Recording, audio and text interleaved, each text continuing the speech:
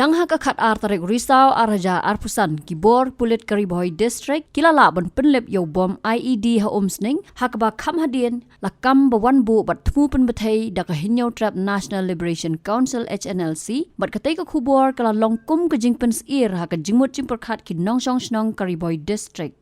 Tang bakawan ra ka jing ngau tieng ha ka jing mut jing perkhat henrei la ban ong baka dei ru ka jing husiar bat ha ka jan miet jong ka lai tarik unai wing araja arpusan la don ki bayaj bayeng han Nongpoh ki blayo I ya kapla hau divider obadan ha pedeng surak kumta mar hi ki biyo I ki la pentip syaki bor pulet halor ka jing yo I ya kapla ba Suba dan Atiar pen bathai ha pedeng jong ka surak kata ha persya ka Meghalaya Rural Bank bat Meghalaya Cooperative Apex Bank Nongpoh. Kini ka jinyo ipla kala pen Suba bat pen ir mensim ya ki pat ba nong let nyong wan na katay kasurak bat kumjo ru ya ki basyong dukan. Kipulet na Nongpoh Police Station Mariayo jingtem kila hiar sekatay ka jaka bat la pawan ru ya kipulet na ka bomb squad ban pentik na ya ka tiar ki badan hapo jong katay ka pla.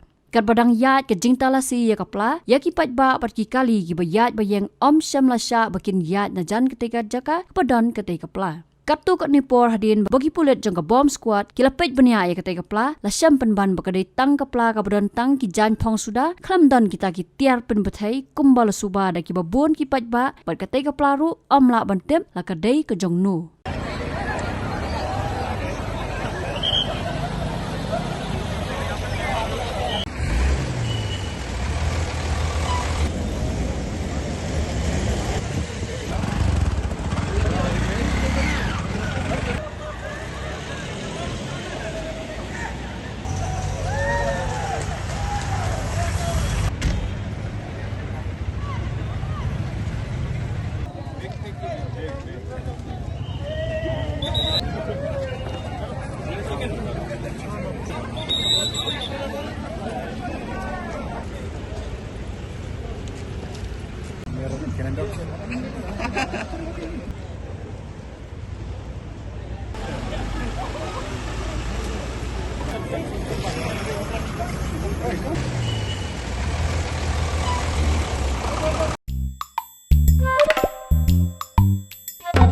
Habatin, pej bahaki ki sharp plus F.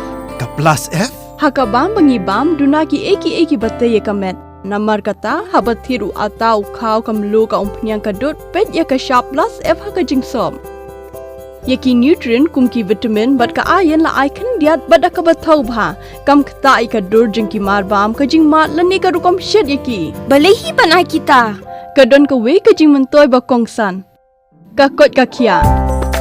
Ka nutrition bakam bha ka jing im bakam bha pendon kam daki marba modon ka sharp plus F menta kasni Lawan ra shapi lingba ko office jong commissionerate of food safety Meghalaya.